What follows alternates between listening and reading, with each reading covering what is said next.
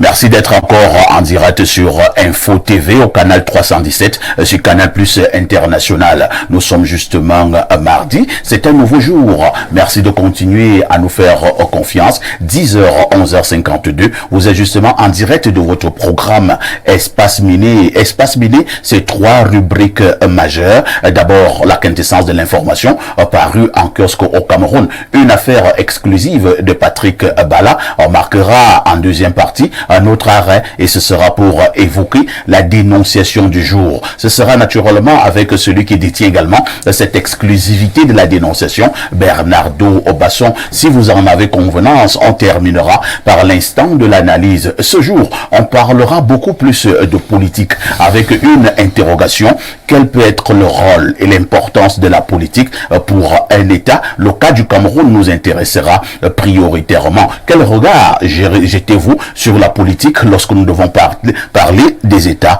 lorsque nous devons parler des pays, lorsque nous devons parler des nations? On en parle avec un peu plus de profondeur tout à l'heure avec nos invités qui répondent déjà tous présents. Galanterie oblige. Je commence par la jeune dame en studio, Fatouma Noura. Bonjour. Bonjour, parfait. Bonjour à tous les copanélistes. Bonjour aux millions de téléspectateurs. C'est un honneur d'être sur votre plateau et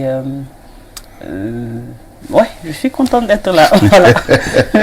Rien de plus. Vous êtes contente d'être là. D'être là, oui. Le Ramadan, ça a commencé hier. Oui, en principe, ça a commencé hier. Justement, il y a une petite polémique autour de la question.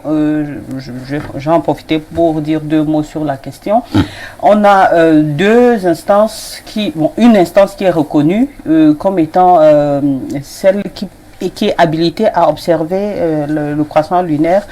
Malheureusement, il y en a une autre qui s'est imposée de façon assez frauduleuse sur la scène nationale et on ne comprend pas pourquoi ce jour les autorités n'ont rien fait pour la stopper, sauf qu'il y a comme une sorte de jeu d'intérêt qui fait en sorte que quand justement l'instance frauduleuse qui généralement sort ses prédictions assez, quand je dis prédictions, je veux dire donne la date du début du Ramadan de façon assez prématurée généralement, l'autre se sent comme l'obligation de s'inscrire en faux, parce que normalement on aurait dû commencer le Ramadan hier. Malheureusement on nous a dit que c'est aujourd'hui que ça commence. C'est comme c'est l'instance habilitée, oui, nous on commence aujourd'hui, sauf que la lune elle est bien identifiée. Finalement, je comprends rien, ça fait un désordre. Oui, vous amenez votre bataille là, même sur le plan de Dieu. En fait, un désordre qui est entretenu. C'est ça. Il est entretenu par qui? Il est entretenu par l'autorité même administrative. L'autorité administrative gagne quoi? Bon, j'aimerais bien savoir ce que l'autorité administrative y gagne. Tout ce que je sais, c'est que... Ils veulent semer un peu de zizanie dans la communauté musulmane du Cameroun. Tout ce que je sais, c'est qu'on a les moyens de stopper ceux qui ne sont pas reconnus par l'État, mais qu'on ne le fait pas depuis des années et que ça perdure. Sauf que ça a un impact réel. Nous, en tant que musulmans, on sait l'impact que ça, que ce soit par rapport à la fin du Ramadan, que ce soit par rapport à ce que nous on appelle chez nous la nuit du destin, qui est extrêmement importante dans le calcul des jours du Ramadan. Et il y a plein d'implications et c'est dommage que... Donc il ne faut pas prendre ça à la légère. Oui. D'accord. De toutes les façons, les autorités administratives vous ont suivi ce matin. Nous espérons qu'elles, ces autorités, vont tout simplement prendre la meilleure décision. Je souligne à l'endroit de nos nombreux téléspectateurs que Fatouma Noura est femme politique. Elle est du côté du PCRN. À côté de vous, on accueille Samuel Mbonjok, qui est également venu nous dire bonjour ce matin. Bonjour Samy. Bonjour parfait Haïti, bonjour à tous les millions de téléspectateurs de la chaîne de télévision la plus regardée au Cameroun. J'espère que Médiatude aura l'occasion de faire le classement en termes d'audimat. Je suis scotché tous les jours, même si je ne suis pas très disponible. Médiature n'est pas trop fan d'Info TV. Hein? Médiature n'est pas trop fan d'Info TV. Et je ne sais pas trop pourquoi. Voilà. Ça veut dire qu'il y a un véritable problème au niveau des enquêtes. Parfois, quand Médiature fait ses classements, j'ai envie de dire, de demander à un voisin, donne-moi un billet.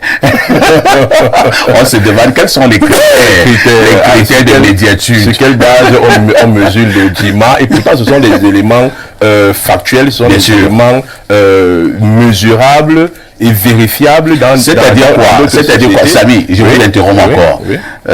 Espace Minier débute à 10h.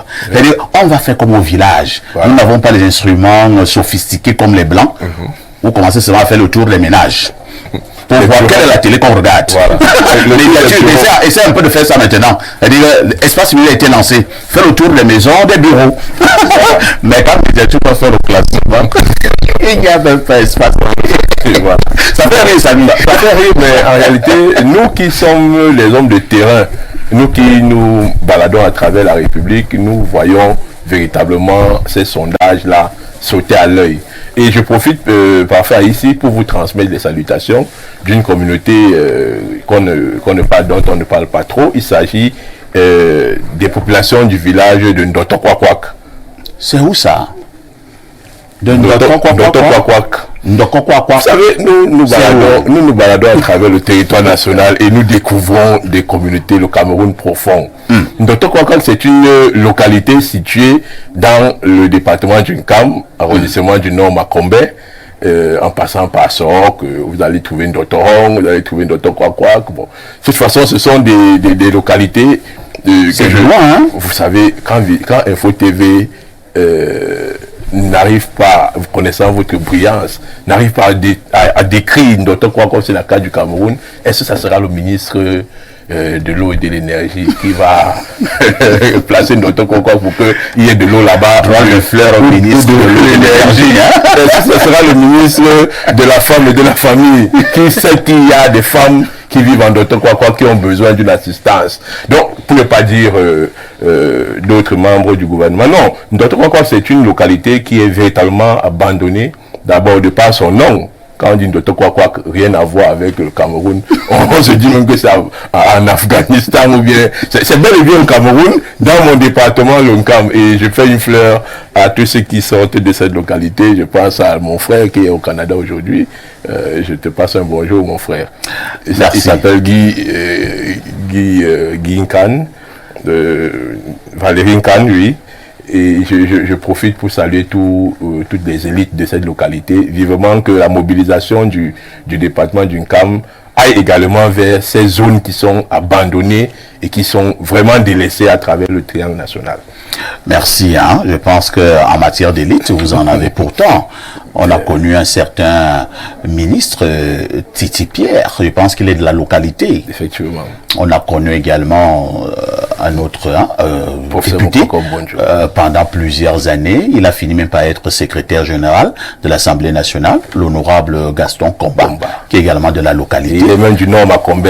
Plus précisément, on a connu un autre ministre. Vous avez parlé du professeur Mokoko Mbonjo, qui est également de la localité. Le professeur Ebenezer Ndjomboulé. Ebenezer Ndjomboulé, ancien ministre qui est de la localité. Et celui en exercice, le professeur Narcisse Mwele-Kombi. Le ministre des Sports, le professeur Mwele-Kombi, qui est de la localité. On va les citer à la peine. Mais finalement, avec toutes ces élites, le professeur pourquoi dans les Ndotokwak sont comme si c'est un enfer?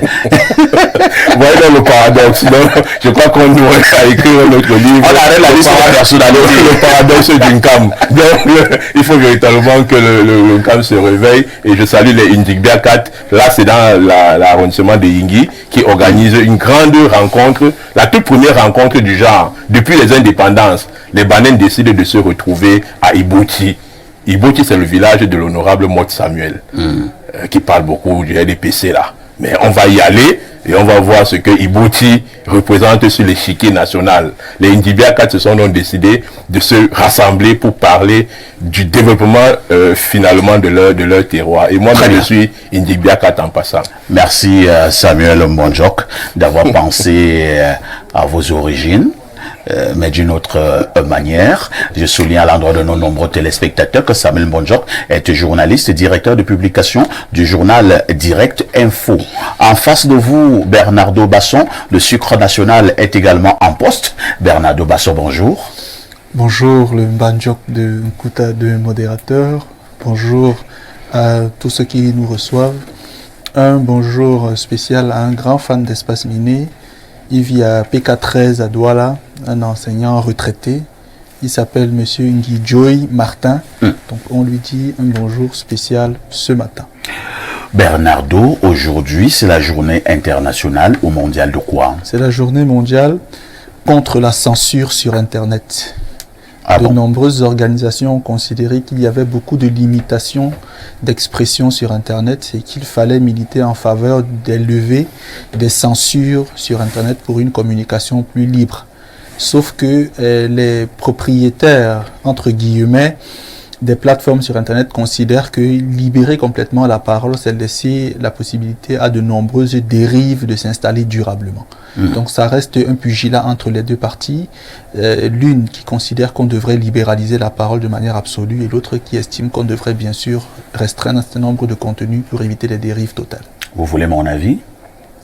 Bien sûr. Je pense que sur ces plateformes digitales, c'est encore même trop de laxisme. Hein. Moi aussi, je si le on pense. pouvait même renforcer 10 fois plus. Et il y a des gens qui ont posé le métier insulteur sur les réseaux sociaux. C'est son métier, insulteur. Je ne sais pas s'ils ont un salaire.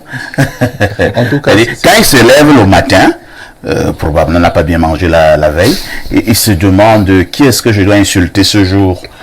Si sa tête tombe sur Fatouma Noura, c'est terminé. Il se délecte en insultant une dame qu'il ne connaît ni d'Adam ni d'Ève. Je pense qu'il y a même trop de laisser-aller encore au niveau de ces réseaux sociaux.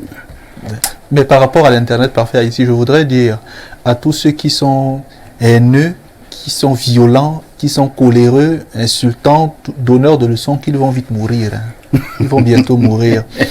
Le monde est assez stressé comme ça. La vie est assez difficile. Les gens souvent me reprochent sur Espace Miné d'être trop blagueur, d'être trop détendu, de ne pas être sérieux. Je leur dis souvent que ce n'est pas une émission du dimanche ici. Ici, on apporte de la bonne humeur aux gens. Monsieur Nguyen est excellent en la matière. C'est aussi pour ça qu'on est là.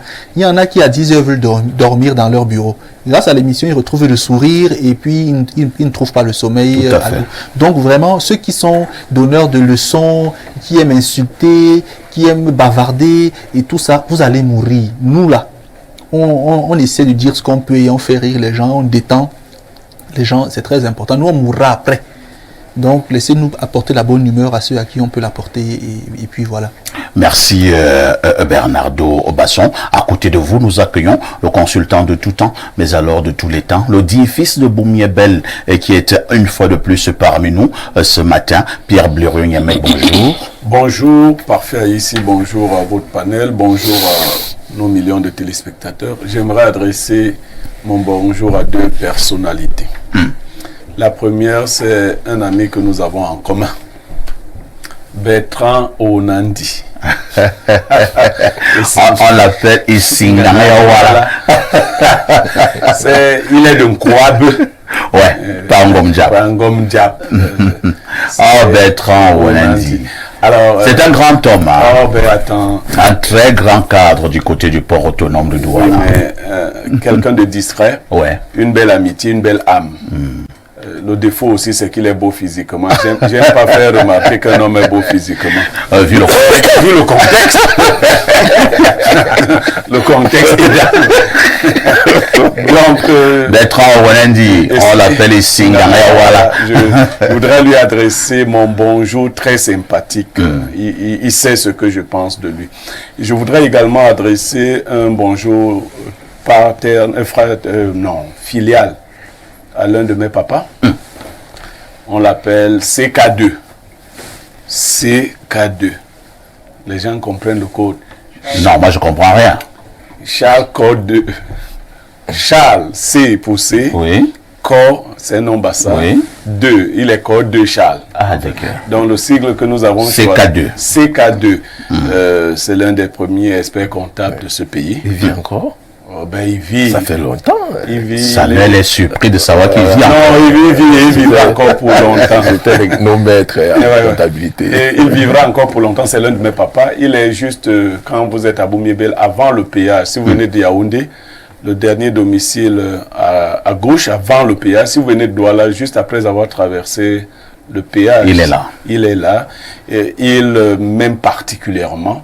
Je fais partie des enfants qui donnent du fil à retordre aux parents. Et j'ai comme ça 3 papas chez moi qui m'ont adopté. Un vient de mourir, j'en ai parlé hier. Maître Emmanuel Tan. Il y a lui, CK2, et mon papa de famille, Mbondo Emmanuel Pierre.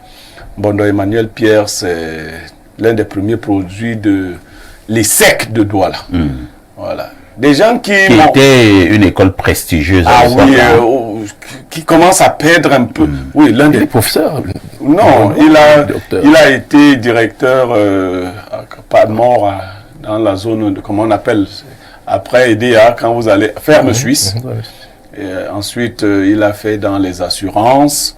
Mais surtout, je ne les cite pas par rapport à cela, mais par rapport aux valeurs qu'ils incarnent. Très bien. C'est de grandes personnalités dans l'âme. CK2 est milliardaire, mais il aime causer avec le pauvre type que je suis. Il est milliardaire. Oui, mais pourquoi vous cachez ces détails depuis? Bon, là, ça devient plus intéressant. C'est l'un des grands experts comptables. Et là, on va reparler en que le Cameroun a non, et puis il a bon cœur. C'est tout ce que tu as dit depuis là. Son nom, c'est là que tu cachais la vraie information. Mais il faut qu'on aille le saluer. Non, c'est une information. Non, mais attendez, il m'a mis, je crois aussi, pour ma discrétion. Alors, nous faisions un travail de famille. Je devais monter un document de famille. Il me dit, tu penses que ça peut coûter combien? Je lui dis, on n'aura besoin que de 100 000 francs pour l'imprimerie. Il me dit, mais tu n'es pas sérieux. Et tout le travail intellectuel, je lui dis, non, mais je ne vends pas mon travail intellectuel. Je crois que, enfin, c'est pas pour moi, c'est un peu comme ça que je vis. Très bien. Donc, ça fait, si vous voulez être l'ami des vrais milliardaires, il ne faut pas leur parler d'argent. C'est l'expérience que j'ai. Merci. J'ai quelques amis milliardaires. Hein. Nous avons un ami commun milliardaire. Je le cite. Il n'est plus mon ami. Non, celui-là est bleu famille. L'ami commun que nous avons qui est milliardaire et qui est-ce qu'il est du côté de Nkwaban? Non, ah, d'accord. Non, nous avons un ami commun. D'abord, un papa commun. Je dois le citer. Hein. Allons-y. Paul Éric. Ah ouais. Mais c'est un homme d'une modestie indescriptible. Hein. Pourtant, il est milliardaire. Voilà. Mais il ne te le fera jamais comprendre. J'ai l'impression que ce sont les pauvres qui font trop bruit. Oui, finalement. À la fin. Oui, parce que si vous parlez de l'honorable Paul Éric Djomgwe, attendez, quand il vous parle au téléphone, vous avez l'impression que vous confondez. Parce que il vous parle avec courtoisie, si grande courtoisie, avec sympathie. Alors que bon, il y a aussi des gens que l'argent a secoué, ils n'étaient pas préparés. L'argent les a secoués là où j'étais assis. À partir de là, il vous demande qu'est-ce qui vous arrive. De toutes les façons, bonjour particulier ce matin à l'honorable Paul Éric Djomgwe, qui est donc le député de Yaoundé 2, et très aimé des populations. Ah, les populations, avec le ramadan qui commence. Ah là, sa particularité. Comme il est dans la zone, il arrose la communauté. Il arrose la communauté musulmane. Bon, je serais devenu musulman à l'occasion, mais j'ai pas besoin de ça pour que... Pierre Blaireau, la sagesse de ce mardi matin. Alors, la sagesse de ce mardi matin nous dit, il faut laisser passer l'émotion avant d'interroger la raison. Sinon, cette dernière sera toujours prise au dépourvu. On peut reprendre. Il faut laisser passer l'émotion avant d'interroger la raison. Sinon, cette dernière, dont la raison, sera toujours prise au dépourvu. Ça veut dire quoi? Ça veut dire qu'il ne faut pas prendre des décisions quand on est sous le coup d'une émotion. Que ce soit la joie, que ce soit la colère, toute forme d'émotion. Parce que la citation me vient de ce que un monsieur m'a dit il y a quelques jours, qu'il a promis à sa femme de lui acheter une voiture. Il était très joyeux. Il avait bu 4 bières. Non, il venait d'avoir un rapport très joyeux. Il a dit, je vais t'acheter la voiture cette fin de mois. Cette fin de mois. Alors qu'il est endetté, il a des problèmes. Maintenant que les esprits sont revenus, il veut regretter. C'est pour lui que j'envoie cette citation pour qu'il dise à sa femme que non, c'était des émotions. C'est vrai que vous et nous, on en parlait déjà il y a plus d'1 an sur ce même plateau. Les promesses faites souvent entre 4 murs. Ouais. C'est-à-dire qu'à un moment bien précis, ils sont nombreux, les hommes qui font souvent trop de promesses aux femmes. C'est pour cela qu'il faut aussi éviter de demander les choses aux gens quand ils sont heureux. C'est vrai qu'il y en a qui parlent sans qu'on leur demande. Donner 10 millions. Ils vont t'acheter l'argent. On va aller à Dubaï la semaine prochaine. En réalité, elle est dans l'émotion, entre 4 murs, il commence à débiter des choses. Et la femme, elle retient. Et 2 jours plus tard, la femme dit, mais où est ma voiture? Le gars dit, mais quelle voiture? Non, il faut laisser passer l'émotion avant d'interroger la raison. Espace Miné, 10h, 11h52, c'est une affaire des démineurs. À tout de suite pour la suite. Patrick Bala, bonjour. Bonjour Parfait Aïssi, bonjour au panel, bonjour également aux millions de téléspectateurs de ce programme exceptionnel. J'ai encore eu l'occasion justement hier, j'étais avec nos amis du Nord qui parlaient de cette prestigieuse émission avec beaucoup d'émotion. Là, c'était une émotion positive. Émotion saine. Oui, émotion saine. Cette saine. émotion qui nous amène à promettre des choses bizarres. Oui, justement. Et je tenais également à rendre un vibrant hommage à l'honorable Paul-Éric Diomgoué. C'est votre ami, lui c'est un père pour moi. Je l'ai connu, ça fait pratiquement 7 ans. Et justement, je peux pas dénombrer le nombre de bienfaits qu'il a apporté dans ma vie. Généralement, Paul-Éric. Oui. De toutes les façons, c'est un grand frère bien. Oui. Généralement, le genre de grand frère là. Généralement, à partir de je compte pas ce qu'il fait tout au long de l'année. À partir de novembre, je suis tranquille. Moi, je cherche pas l'argent de fête. Patrick Bala, à chaque fois qu'il nous retrouve sur ce plateau, sachez que nous devons dire faire un tour du côté des kiosques pour avoir justement la température qui prévaut. Patrick, que disent les journaux? Eh bien, parfois ici, les journaux de ce matin vont nous conduire du côté du journal Maison, celui de Dieudonné Mvin. On parle là d'infos matin qui revient justement sur la question des orages, les dégâts causés justement par cet orage-là. Eh bien, le retour à la normale, c'est dans une dizaine de jours. Des assurances ont été données hier aux victimes par le ministre de l'administration territoriale qui accompagnait sa collègue des enseignements secondaires. Eh bien, Paula Tangandi et Nalova Lyonga ont évalué l'ampleur des dommages subis par certains établissements scolaires et bâtiments administratifs dans la ville de Yaoundé lors des vents violents de vendredi dernier. Information contenue à la page 3 de ce journal. On parle d'alerte maximale avec Cameroun Tribune. Le quotidien Capitaux Public de Marie-Claire Nana revient sur le dernier bulletin périodique de l'Observatoire national sur le changement climatique qui annonce d'ailleurs une augmentation globale des pluies à travers le pays, plus pour les 3 prochains mois. Et déjà, on annonce déjà que on a eu un mort et d'importants dégâts matériels enregistrés après la violente averse de vendredi dernier ici à Yaoundé. Le ministre de l'administration territoriale et des enseignements secondaires se sont rendus sur le terrain hier pour évaluer les pertes. Informations contenues de la page 2 à la page 3, mais également de la page 14 à la page 15 du journal Cameroun Tribune ce matin. Allons voir ce que nous dit la nouvelle expression ce jour. La nouvelle expression s'intéresse aux années glorieuses de la Camer. Eh bien, selon un ancien commandant de bord de la défunte compagnie de la navigation aérienne du Cameroun, celui-ci a d'ailleurs décidé de revenir sur l'impressionnante toile d'araignée que l'étoile du Cameroun avait tissée dans le ciel du Cameroun, de l'Afrique et même du monde avant d'être abattue en plein vol sous l'ère du renouveau.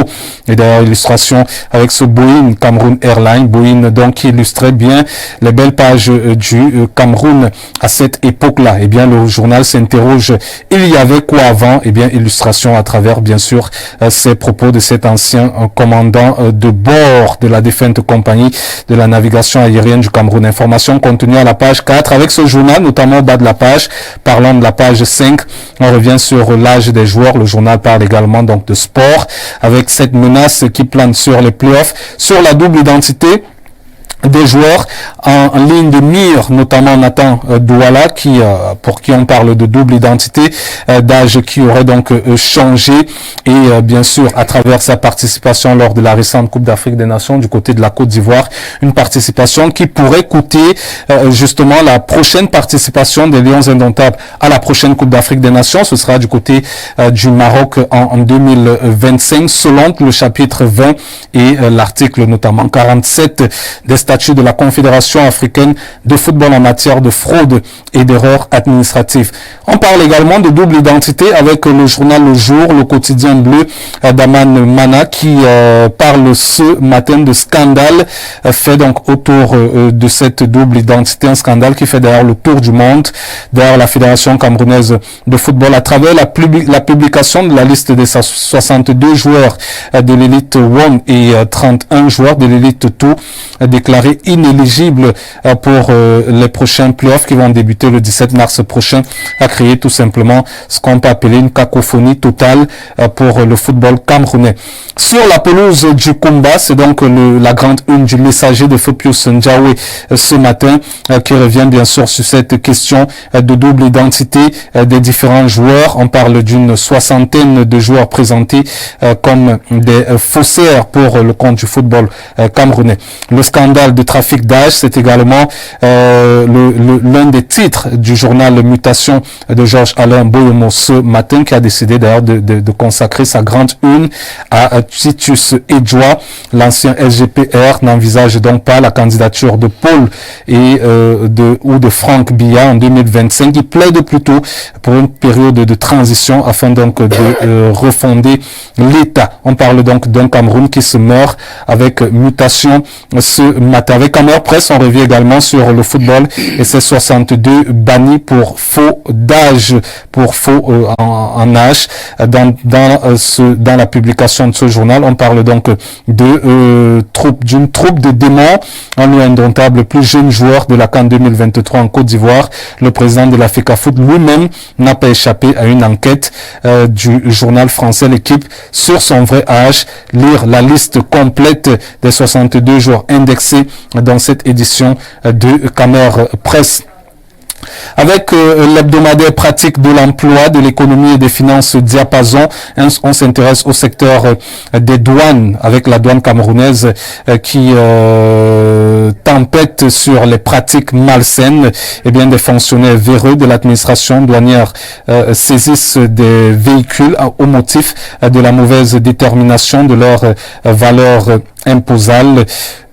Fangot Edwin, directeur général des douanes, a signé, vous le savez, une note, c'était le 7 mars dernier, pour interdire ces pratiques qui heurtent les textes et ternissent l'image de cette administration. Information contenue à la page 4 de ce journal. On termine parfois ici avec le journal Économie, qui s'intéresse aux infrastructures, ce qui freine la réalisation des projets intégrateurs.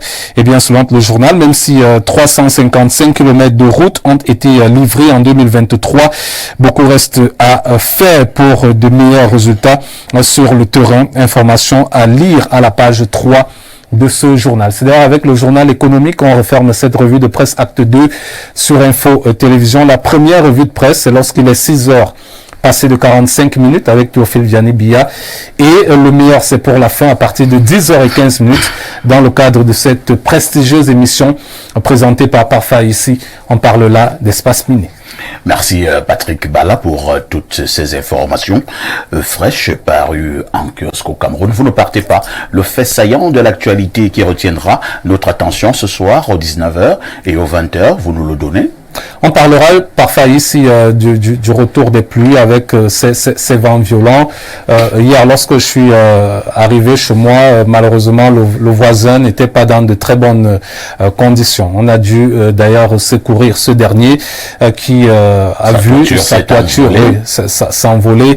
Eh bien, tout son mobilier de la maison inondé justement par cette pluie. Il a d'ailleurs dû dormir chez moi pour essayer de passer la nuit avec ses enfants. Donc on reviendra sur la violence de ces pluies, surtout que on annonce que les jours à venir seront encore plus compliqués pour justement les populations camerounaises. Je pense que je vous suggère un angle de traitement pour le 20h en direct, voir également l'aspect d'ordre mystique. C'est un peu de vous rapprocher des initiés, des Mbombok, des hommes là, pour qu'ils essaient de vous dire. Parce que cette année, les pluies sont particulièrement agressives. Elles sont violentes. Il y a des dégâts énormes. Nous sommes d'accord qu'il puisse pleuvoir, mais est-ce que la pluie ne peut pas tomber en douceur?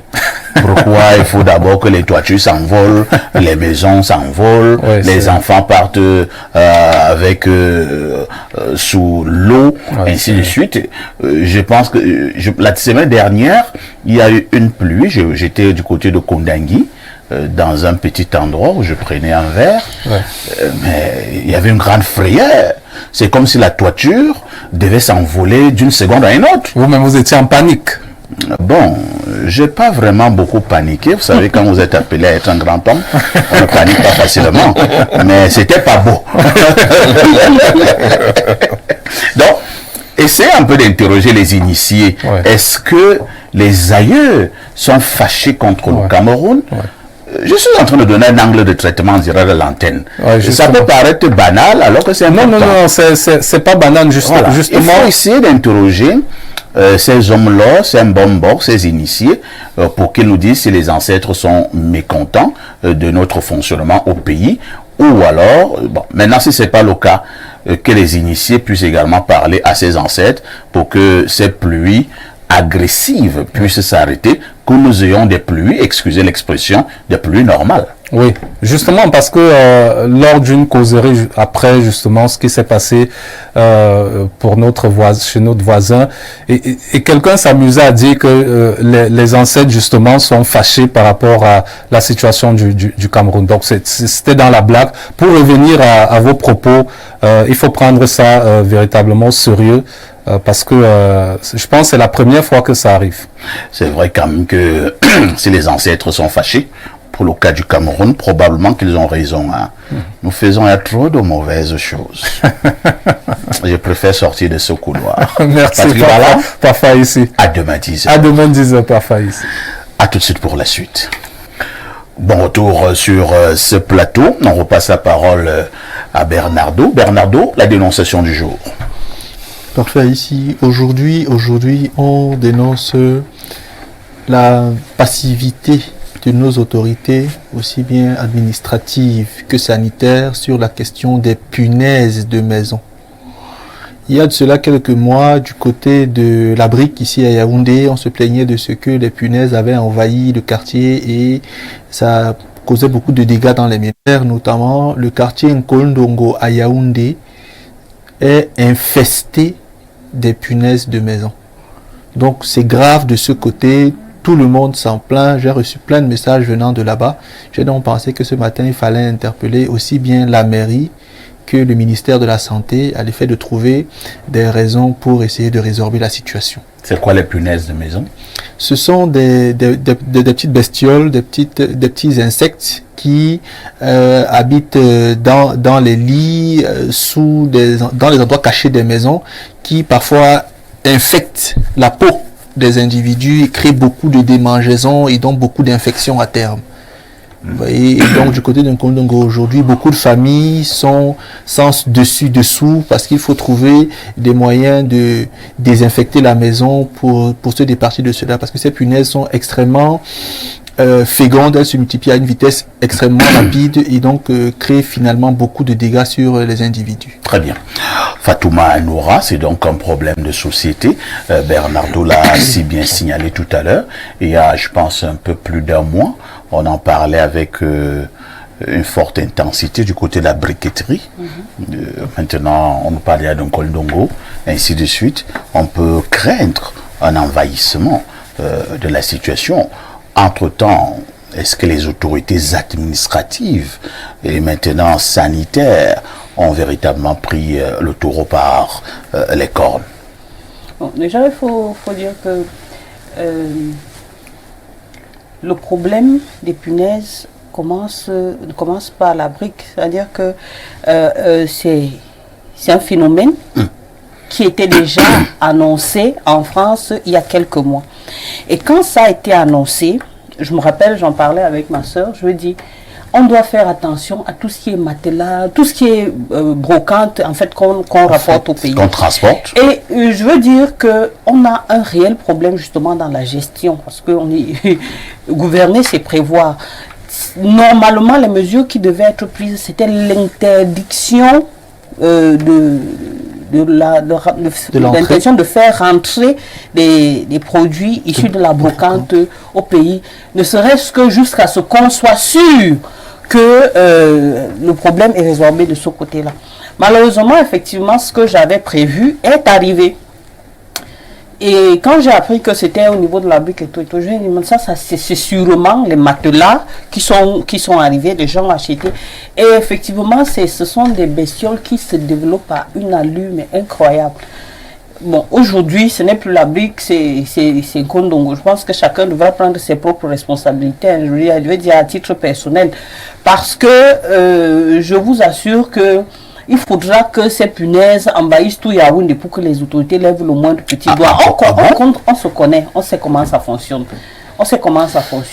Donc, normalement déjà, à partir de la brique, si on était sérieux, on aurait dû circonscrire aussi à ce niveau-là pour que ça ne puisse pas aller plus loin.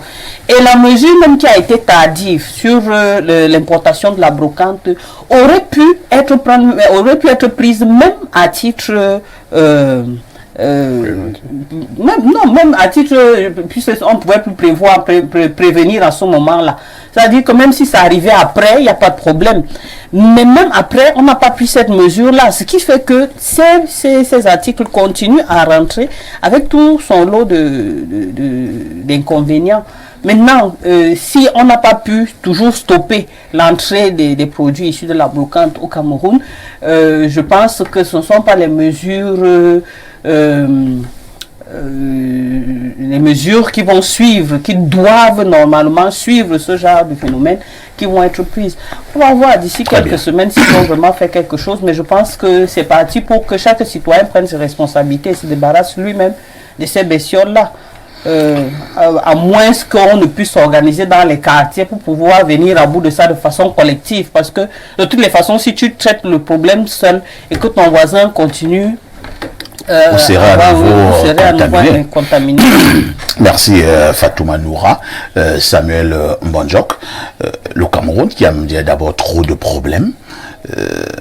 Si à cela s'ajoute encore ce que vous appelez là les punaises de maison, je pense que ça devient très compliqué. Pourquoi l'administration semble jouer la sourde oreille? Non, moi je pense que c'est un phénomène qui doit être dû aux conditions sanitaires. Ces histoires de punaises là. Moi je suis en Kolndongo, j'habite Kolndongo, je confesse que je n'ai pas été alerté par rapport à ça. Bon, vous savez, il y a un Kolndongo d'en haut et un Kolndongo d'en bas. Peut-être que toi tu es en Kolndongo d'en haut. Bon, vous voyez, il y a des quartiers populaires. Est-ce que tu es en Kolndongo d'en haut? Bon, je n'ai pas dit que je suis. J'ai dit qu'il y a un Kolndongo d'en haut et un Kolndongo d'en bas. Et Blériot est mon voisin. C'est même à Bassos, il y a Bassos d'en haut et Bassos d'en bas. De quoi je parle? Voilà, donc il y a des quartiers populaires où il y a vraiment tout foisonne là. La promiscuité, l'insalubrité, les rats et les souris qui traversent en pleine poste centrale d'en bas. Donc vous voyez, c'est compliqué. Quand on est dans une situation d'insalubrité généralisée, on ne peut avoir que des maladies de la pauvreté et de la misère, telles que les puces dont on parle. Moi, je ne suis pas peut-être très d'accord avec la dame qui pense que ce sont les produits, ce sont des trucs qui nous viennent de Paris ou de Londres ou de je ne sais d'où. Non, ici même, ça se développe même ici chez nous quand on a des conditions d'insalubrité dans nos quartiers. Les journées d'hygiène dans les mairies ne servent à rien du tout. D'ailleurs, nous sommes mardi, aujourd'hui c'est mardi propre dans la commune de Yaoundé 4e. Mais vous allez voir comment les boutiques sont fermées jusqu'à 10h, mais personne ne fait l'hygiène et la salubrité.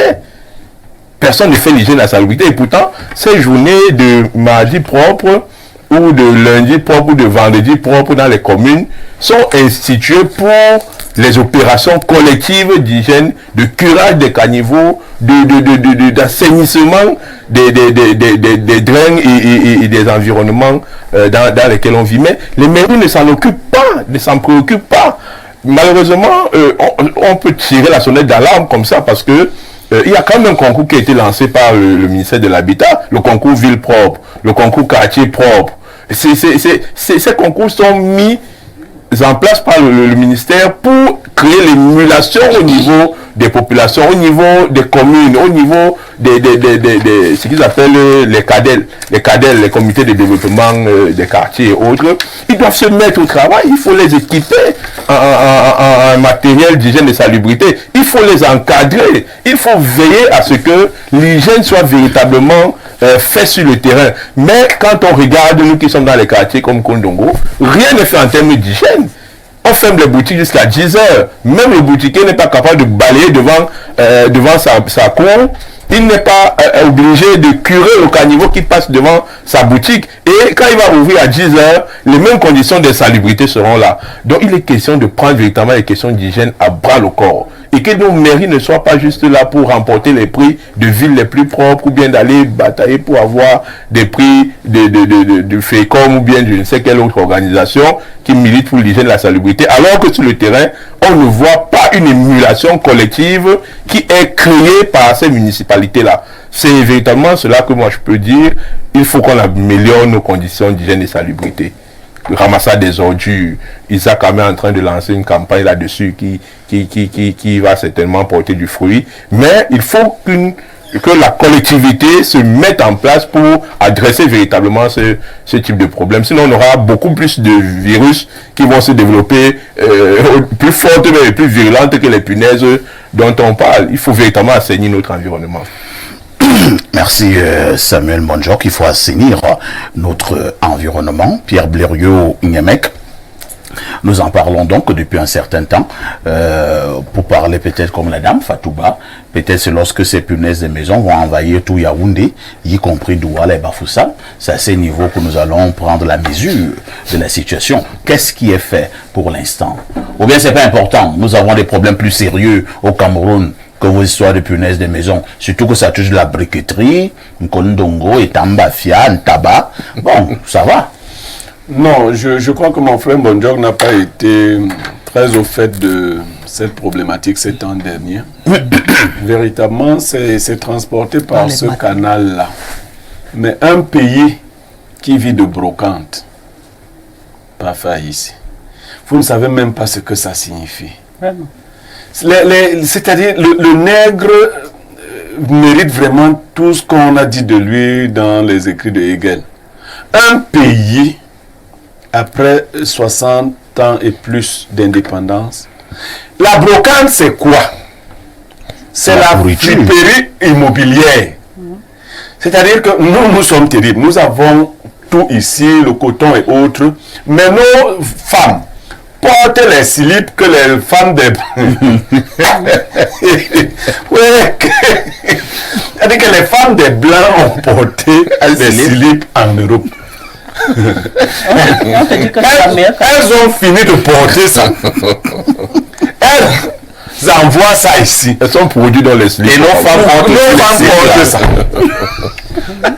Ouais, la femme même qui portait le slip là était comment? Et nous avons les mêmes démons. Après avoir désinfecté. Désinfecté quoi?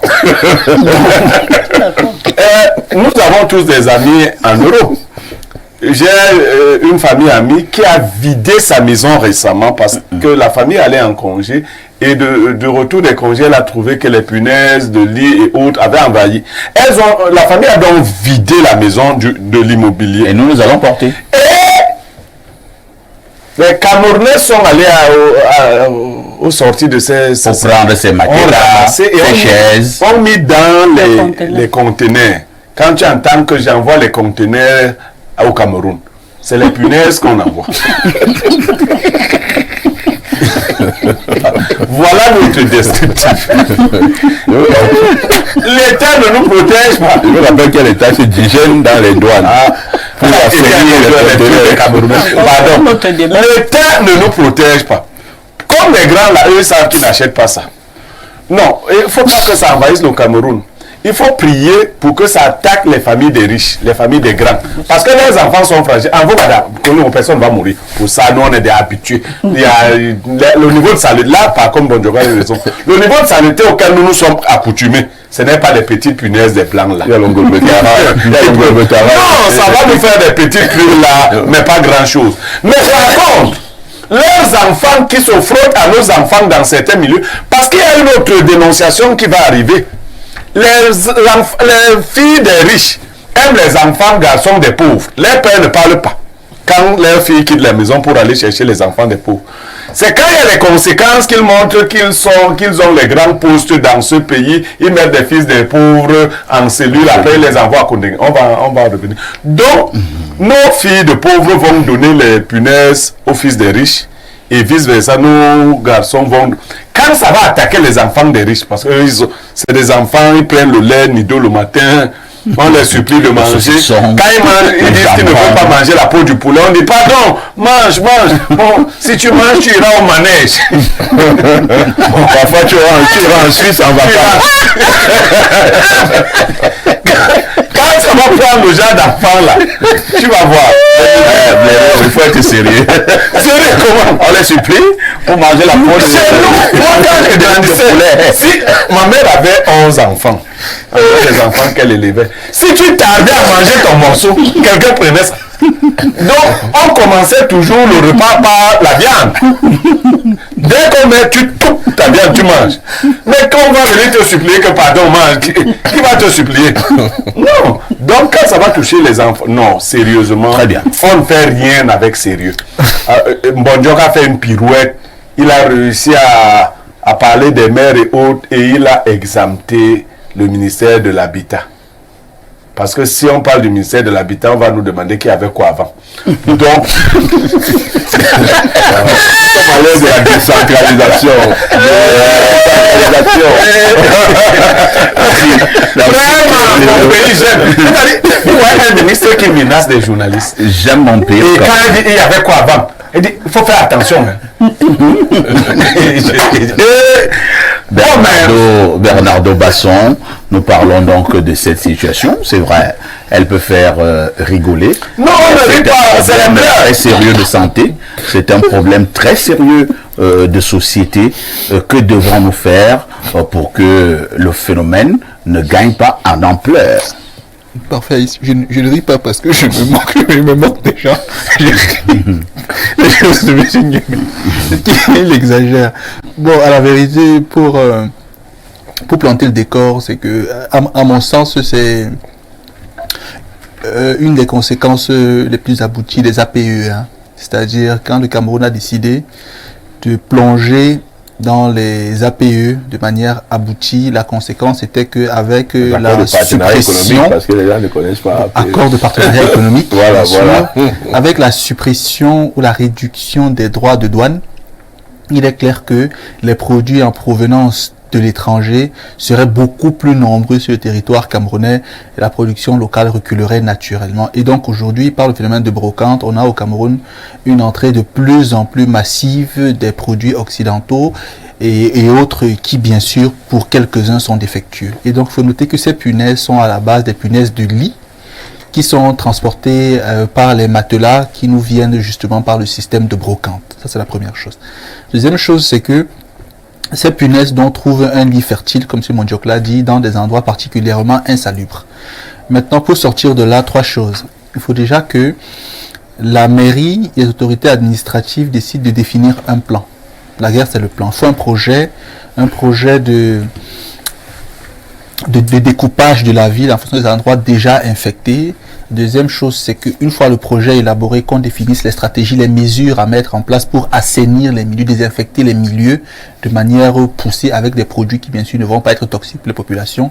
Et enfin, que les citoyens eux-mêmes essayent du mieux que faire se peut d'améliorer leurs conditions d'hygiène. Parce qu'il faut noter que leurs conditions d'hygiène peuvent être des adjuvants à la prolifération beaucoup plus aboutie de ces Lorsque vous parlez même des conditions d'hygiène, on est d'accord. Oui. Mais dans un environnement où il n'y a pas de l'eau, est-ce que ça ne crée déjà pas un problème? Fondamentalement, parfait. Il n'y a pas de l'eau. C'est-à-dire que nous voulons vraiment tirer les oreilles aux populations, nous sommes d'accord. Mais il n'y a pas de l'eau. Parfait, même quand il y a de l'eau, hein, pour dire vrai. Les populations de certains quartiers ont fait corps avec l'insalubrité, avec la saleté. C'est-à-dire il y a des coins, si tu te mets à citer, on va dire que tu stigmatises. Ça devient même culturel. Quand tu vas à la brique, tu vas à le quartier Nkomkana. Moi, je préfère dire ça comme ça. La brique et autres. Tu te demandes comment les enfants font pour ne pas tous mourir. C'est-à-dire, c'est une... L'eau coule même partout là-bas, mais quand tu reviens ici chez moi, en Vogada derrière, collé en Kondongo, mais ce n'est pas possible. Parfait, les gens ne font rien. Faut parler de rigole. Les gens, même curés leur rigole. On dit non, on va vivre comme ça. Bon, les gars, ils sont blindés. Vous avez vu à Douala les inondations hier avec la pluie. Le quartier. Est-ce que tu savais qu'un bébé et tous les faux sceptiques sont dehors. Un bébé est décédé. Pas un bébé, un enfant une fillette de 8 ans est décédée pendant ces pluies diluviennes. Vous savez ce qui tue la jeune fille? Non. C'est que la chèvre est attachée et son père l'envoie détacher la chèvre sous la pluie. Et une branche d'arbre se casse et puis tu la petite. Incroyable. Mais quelle est la chèvre là qu'il fallait à tout prix détacher alors que la pluie était déjà battante? En tout cas, globalement, parfait, ici, ce qu'il faut dire, c'est que le gouvernement devrait considérer que notre promiscuité est aussi un peu de son fait. Parce que les grandes villes ne sont pas urbanisées. Rien n'est vraiment prévu pour les drains. Il n'y a pas les villes ne sont pas tracées. Non, il faut quand même reconnaître. Il n'y a pas de l'eau. Il faut reconnaître ce qui est fait. Il n'y a même pas les bacs à ordures. Il y avait quoi? Et même ces bacs à ordures qui sont parfois disposés sont généralement pleins et on n'a pas une entreprise de salubrité qui peut agir. Non, mais il y a de plus en plus une volonté gouvernementale. Voilà le suivi des trains. Voilà. Oui, dans les droits là aujourd'hui. Qu'est-ce que tu dis comme ça? Non, il y a une volonté gouvernementale de construire les drains.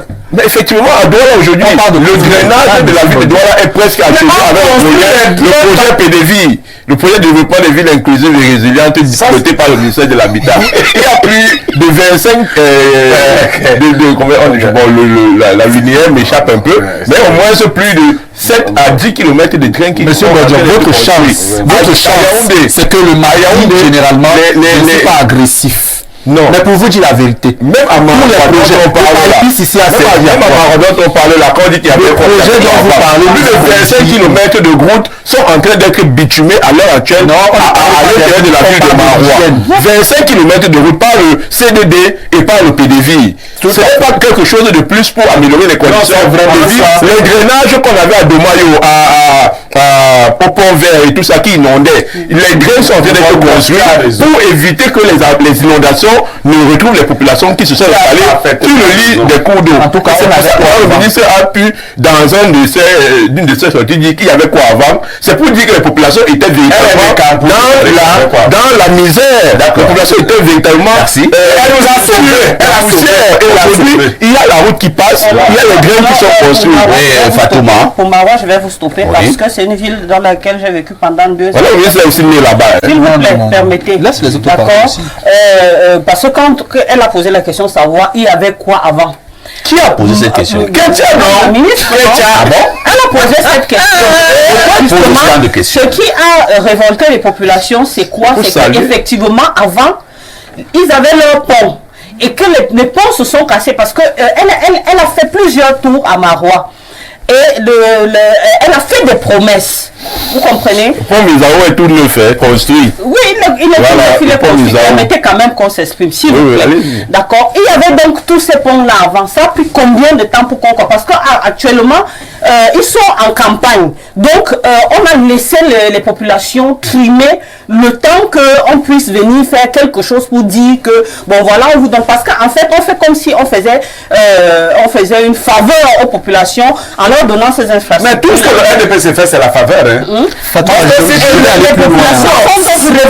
te révoltes, on enlève même ce qu'on voulait te donner. Fatouma, ce qu'il faut noter, c'est qu'ici, on parle fondamentalement d'hygiène. Notre MINRESI, ministère de la Recherche et de l'Innovation, devrait, à l'état actuel des choses, produire un ensemble d'éléments pour combattre ces punaises-là. Le MinSanté devrait engager la recherche scientifique. C'est ça la recherche. On parle de 500 souris. Ce que je veux dire, c'est que le ministère de la Recherche devrait donc éventuellement trouver des produits pour essayer de combattre ces punaises qui ne sont pas fondamentalement dans notre écosystème. Le ministère de la Santé aussi. Le MinSanté devrait donc également mener un plan d'action pour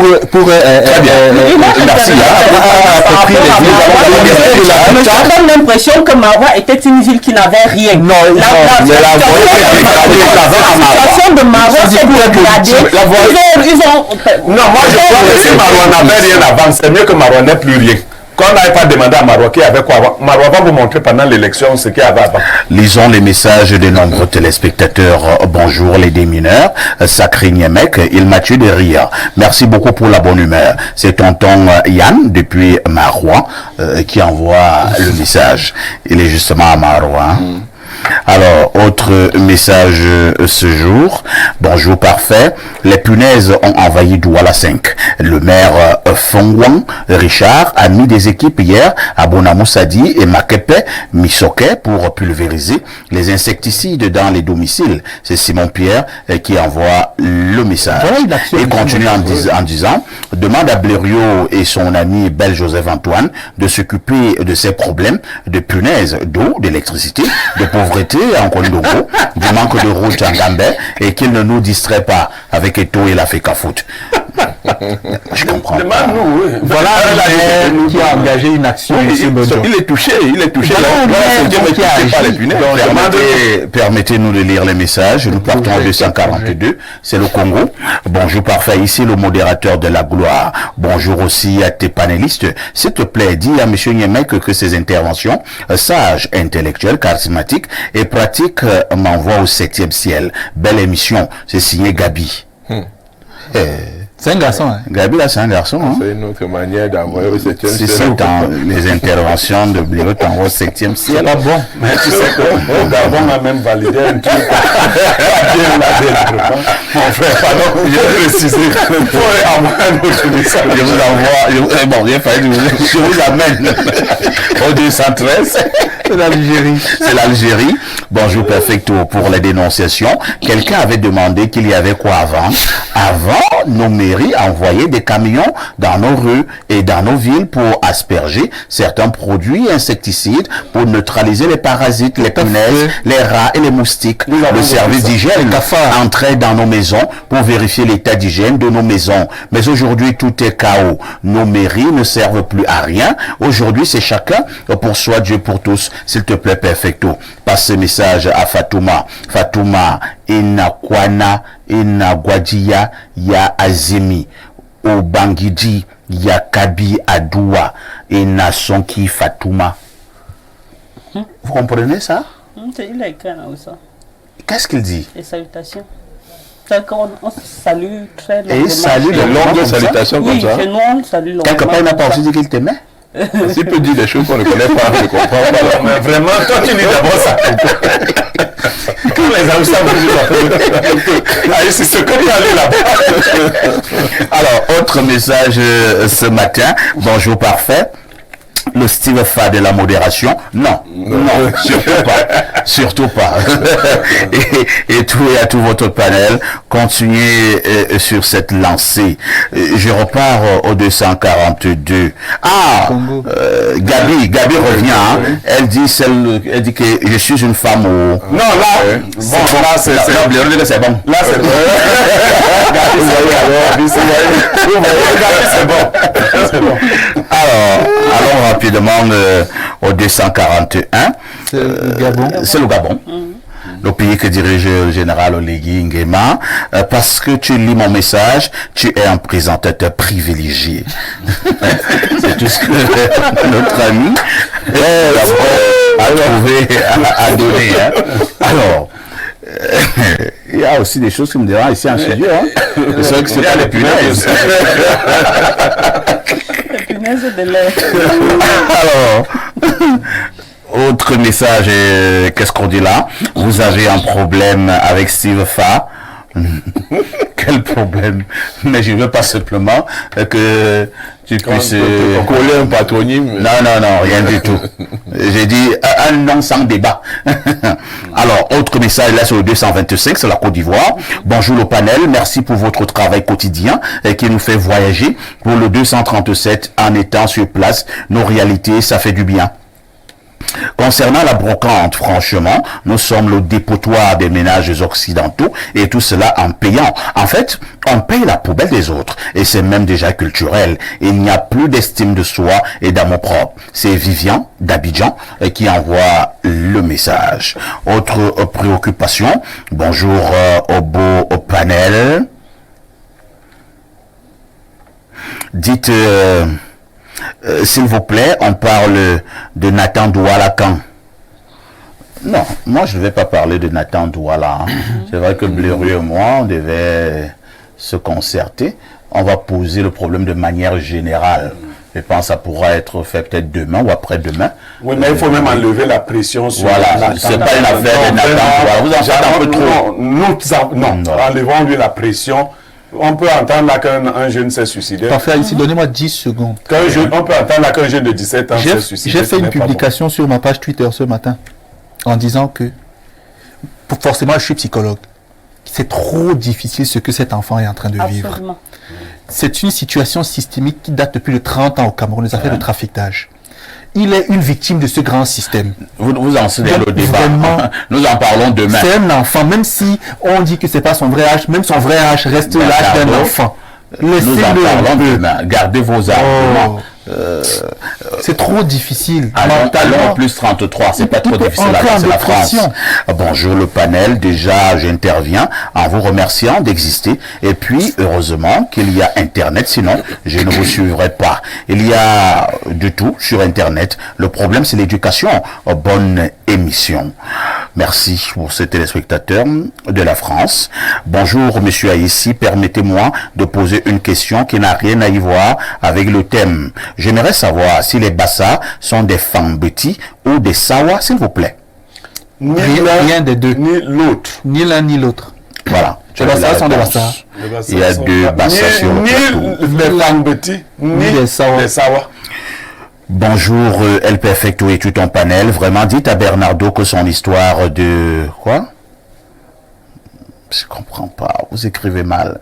Son histoire de rien n'est fait qu'il utilise chaque temps là, qu'il arrête avec cette mauvaise foi-là. Au Cameroun, les citoyens, pour la plupart, n'ont pas la notion de civisme. Parce que, voyez-vous, lorsqu'on parle des journées jeudi propres, dans nos marchés, ce n'est jamais une affaire de personne. Chacun reste tranquillement chez lui et attend 10 heures pour venir ouvrir son étal ou sa boutique. L'hygiène et salubrité, c'est l'affaire de l'État, selon certains. Voyez-vous, même sur nos routes, les caniveaux sont bouchés car les trottoirs sont de part et d'autre occupés par les commerçants. C'est quoi cette histoire? Les citoyens ne seront jamais responsables de quelque chose, rien que l'État ou le gouvernement. Bernardo, je crois que tu ferais mieux de crier un parti politique et y enrôler des militants et comme ça, tu pourras implémenter ce que tu as l'habitude de raconter là lorsque tu seras élu quelque part au Cameroun. L'enfer, ce sont les autres, comme le disait un célèbre écrivain. C'est Patrice depuis Douala.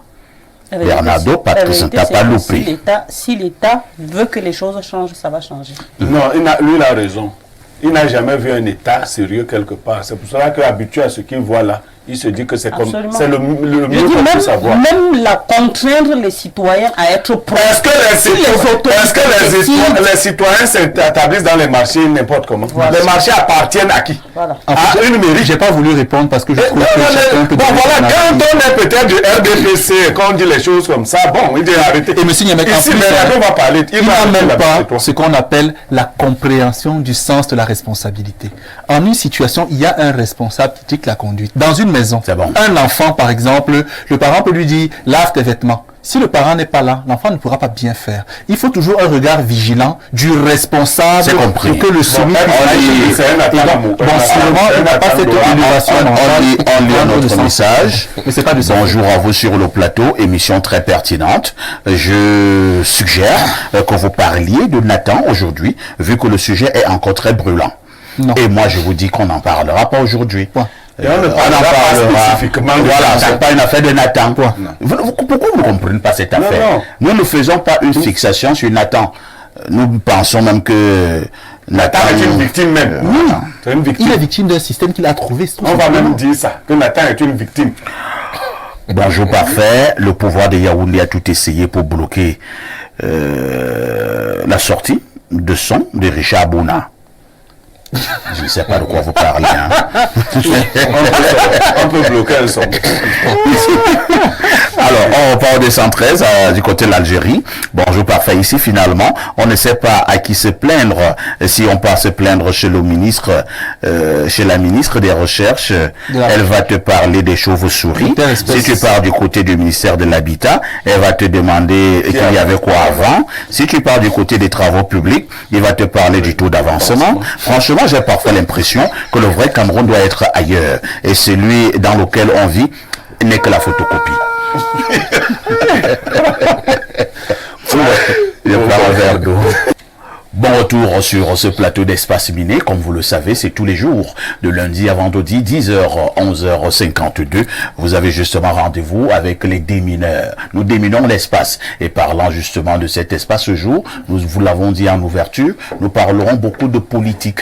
Une interrogation, quel est le rôle ou alors l'importance de la politique dans un État? Le cas du Cameroun nous intéressera prioritairement. Nous allons faire comme presque d'habitude, en passant d'abord la parole à Pierre Blériot-Niamek, qui est l'un des meilleurs élèves de la classe. Il va donc d'abord nous définir les mots, les expressions dures, comme on disait à l'école primaire ou bien au lycée, pour être au même niveau d'information. Pierre Blériot, vous avez la parole. Alors, parfois ici, d'autres auraient dit que c'est un truisme que de parler de politique et de l'État. En fait, l'État est né parce qu'il y a la politique. Avant, il y avait des regroupements de sociétés. Même on appelle société quelque chose d'assez naturel. La société se met en place de manière naturelle. L'État vient réguler la société. Et la technique qu'il utilise pour réguler les différents aspects de la société, c'est ça que nous appelons la politique. C'est-à-dire, les platoniciens disaient que c'est l'art de gérer la cité. Il faut donc, il faut légiférer, il faut administrer, il faut gérer. Ça, c'est la politique. L'État est dans cette structure qui, à la fois, comporte une administration et, dans les États modernes, un gouvernement. Et leur rôle, donc, c'est d'implémenter les politiques dans les différents secteurs. La politique politicienne peut ne pas exister dans un État.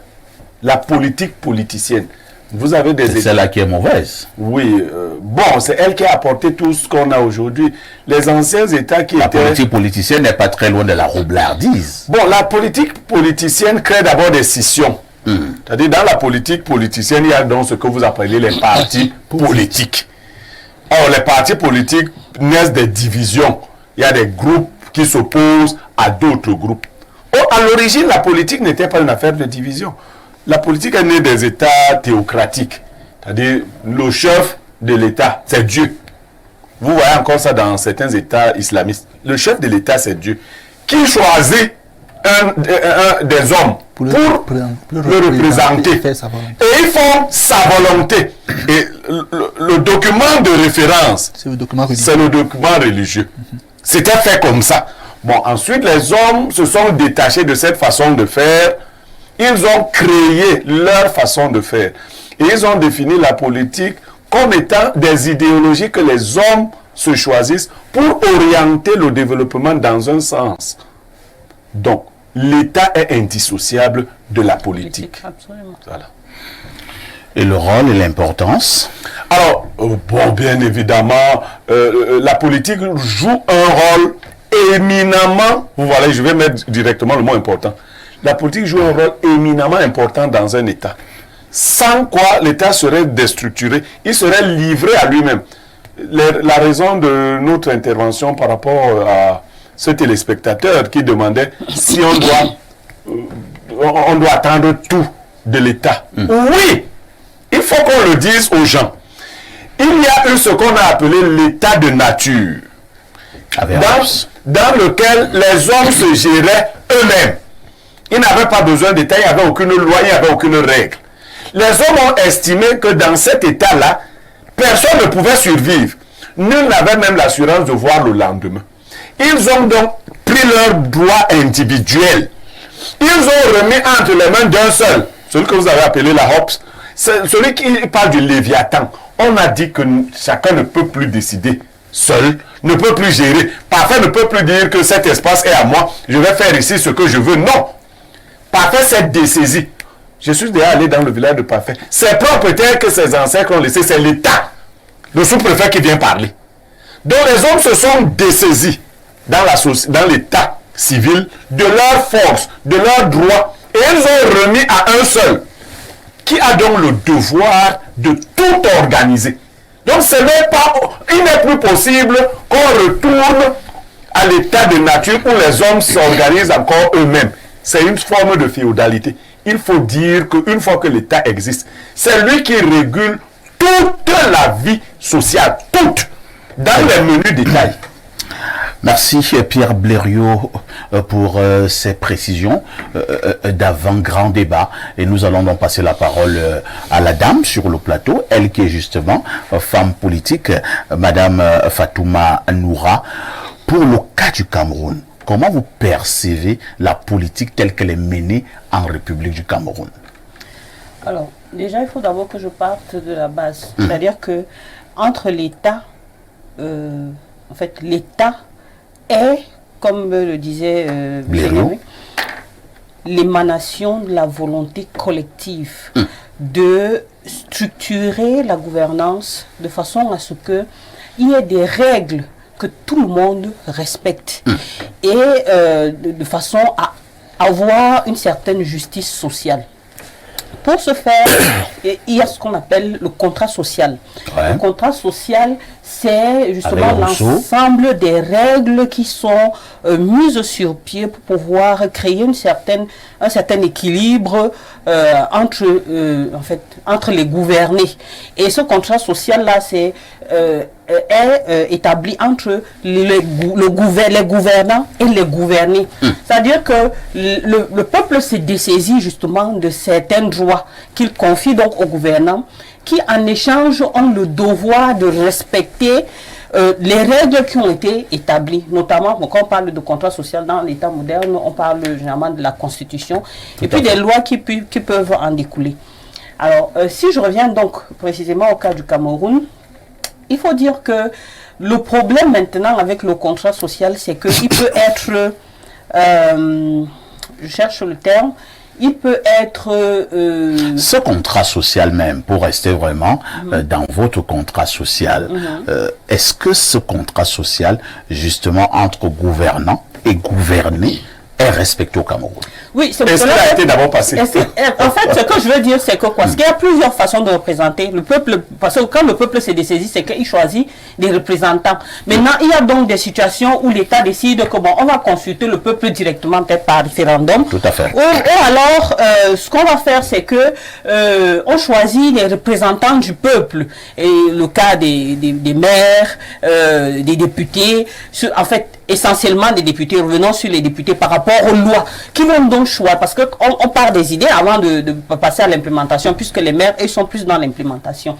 Alors, ces représentants du peuple-là sont là pour travailler de façon à mettre tout en œuvre pour que ce qui est décidé l'est dans l'intérêt du peuple. Et c'est là que le problème commence. Pourquoi? Parce que, justement, beaucoup de ces représentants du peuple ne sont que de nom. C'est-à-dire qu'à partir du moment où ils arrivent là, chacun défend ses intérêts, le peuple se retrouve délaissé, mais il parle au nom du peuple. Il parle au nom du peuple. Et parfois, le peuple, justement, ne se retrouve plus. Et c'est à ce niveau, donc, on commence à interroger donc le véritable sens, l'importance du rôle de la politique dans la vie, dans la gouvernance dans un État. Merci Fatouma Noura, Samuel Mbonjok. On vous voit tous les jours avec les hommes politiques dans notre pays. Lorsque vous les voyez travailler, avez-vous l'impression qu'ils jouent normalement leur rôle au niveau justement d'administrer la société? Oui, avant de répondre à cette question qui est très fondamentale, je m'aligne déjà derrière les éclairages et les définitions de Blériot et même de Madame du PCRN. Quand on revient au thème, le rôle et l'importance de la politique dans un État, ce que je peux déjà commencer par dire, c'est que c'est la politique qui organise et qui gère l'État. Donc, la politique est quelque chose de fondamental, quelque chose de crucial dans le fonctionnement d'un État. Donc, on ne peut pas avoir des citoyens qui disent qu'on ne s'intéresse pas à la politique ou on ne fait pas la politique, vos affaires là, vraiment, ça vous regarde. On va la subir si on ne la fait pas. Donc, si on ne fait pas la politique, mais la politique, elle te fera. Donc, elle te fait même déjà là de gérer l'État. Maintenant, c'est un penseur, hein, c'est un philosophe tel que Aristote, je vais d'abord citer Max Weber, qui disait que la passion ne suffit pas pour faire la politique. La passion seule ne suffit pas pour faire la politique. On fait la politique avec la tête et non avec les autres parties du corps. Ça, c'est Max Weber qui le disait. Et il poursuit en disant que il est donc nécessaire d'avoir deux éléments fondamentaux quand on fait la politique. La conviction et la responsabilité.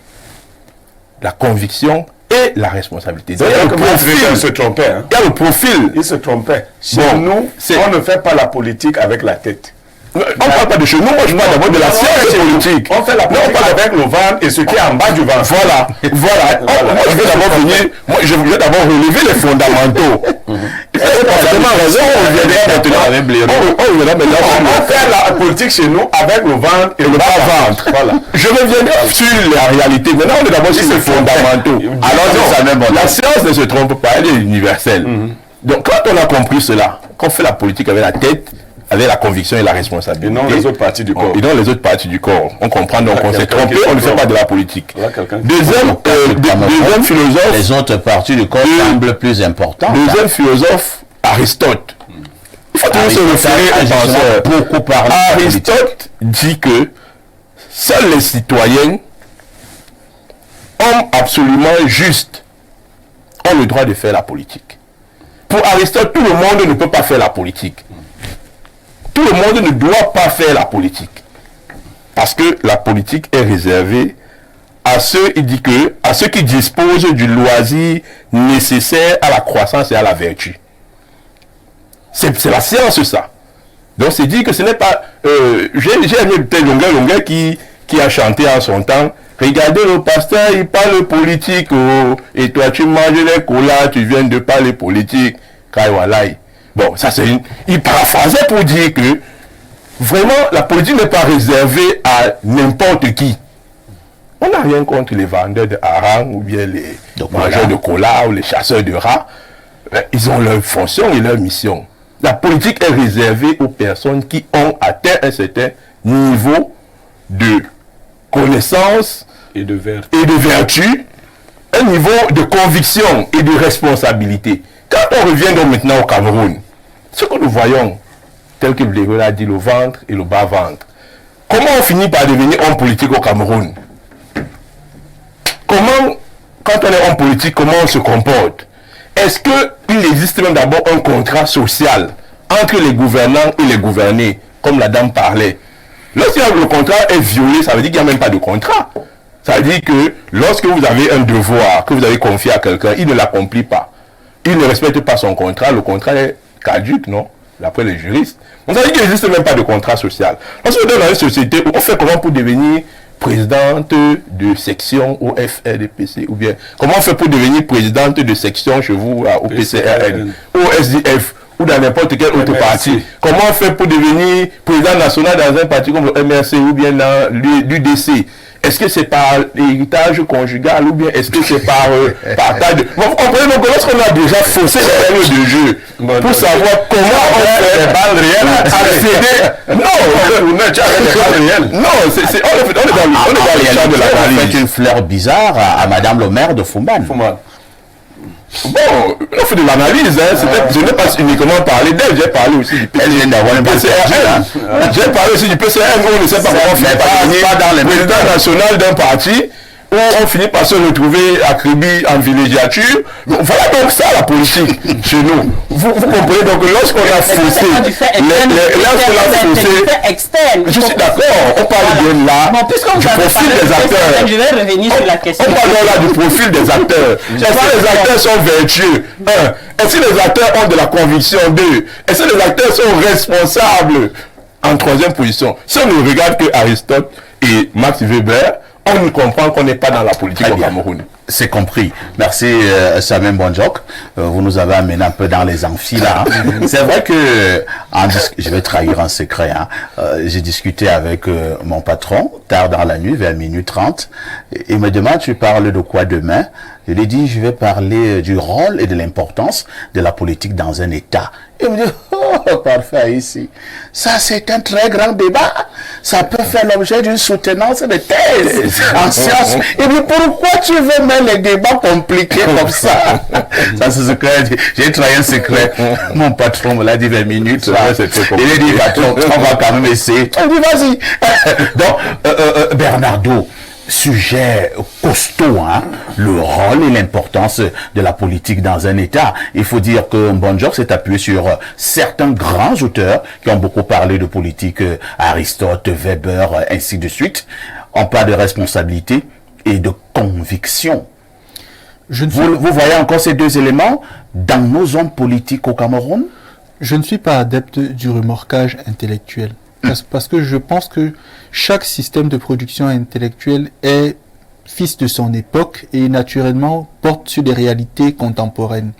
La vision qu'Aristote avait de la politique est une vision qui était propre à sa cité à ce moment-là. À mesure que le temps a passé, les humains ont commencé à concevoir différemment les choses, ont adapté un certain nombre de contenus, bon gré mal gré, les choses ont changé avec le temps. Donc on ne peut plus aujourd'hui considérer de manière réelle que la politique, comme elle a été pensée par cela, est appliquée aujourd'hui, du moins en ce qui concerne le Cameroun. Ça, c'est le premier point.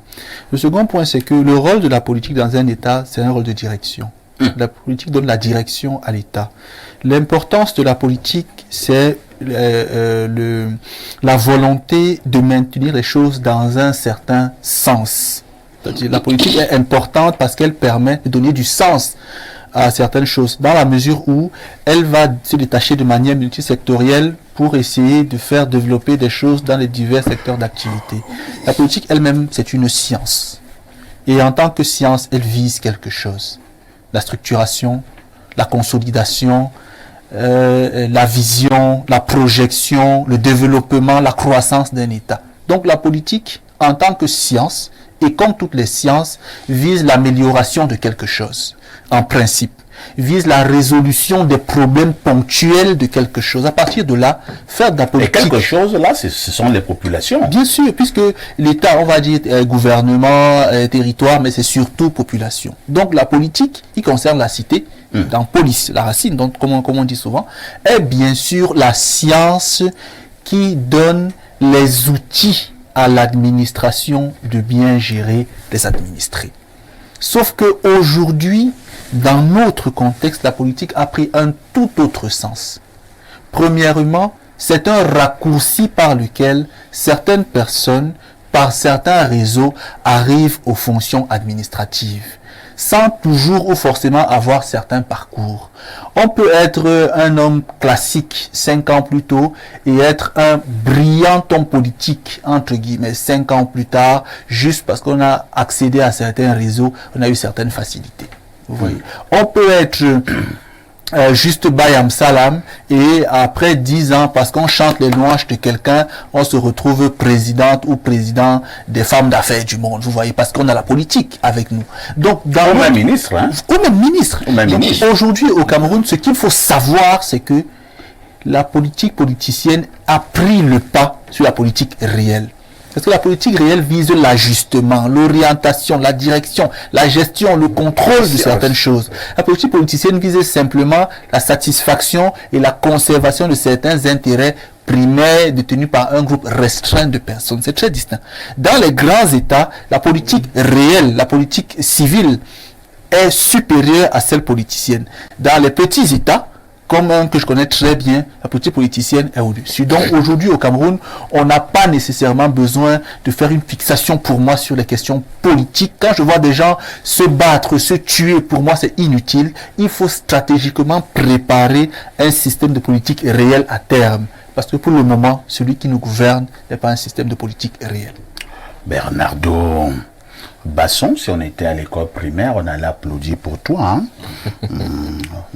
N'est pas exclu. Très bien.